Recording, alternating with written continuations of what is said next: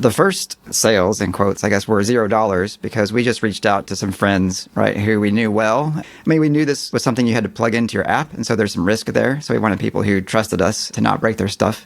And, if we did break their stuff, they'd be okay. They'd be forgiving. Then we reached out to 5 or 6 friends and just asked them to try it out.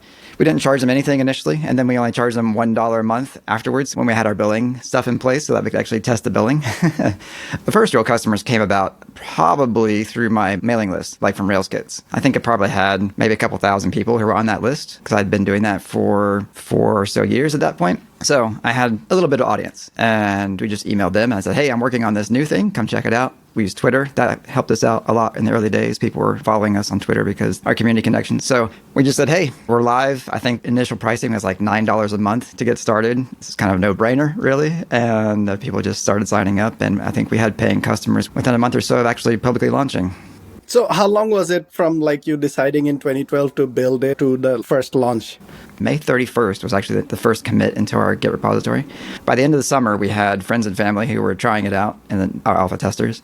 And then I think by September, October was when we first had our first paying customers. When you started to charge first paying customers, like real customers, maybe people who you didn't know, right? What kind of milestones did you have? Maybe, I don't know, like 50 customers or like $1,000? The only milestone that I can remember, we wanted to make $40,000 a month. That was our first target. Each of the 3 founders be able to make $10,000 a month. And we wanted other 25% to be for infrastructure. Every dollar we said 75% goes to founders, 25% goes to the infrastructure. I don't remember exactly when we hit that. I think it was sometime in 2014. That's the only real goal. I don't remember having numeric customer goals. We just wanted that magical $10,000 a month figure. What was the points along the path that made you have conviction that, yes, this is actually progressing towards that? Just having any customers in the beginning was huge for us. Yeah, we weren't sure what was going to happen. I think we were a little bit lucky, to be honest, too, that we built this thing at a time when people had a specific frustration. We were basically just replacing something that they loved that was no longer working for them. That worked really well for us.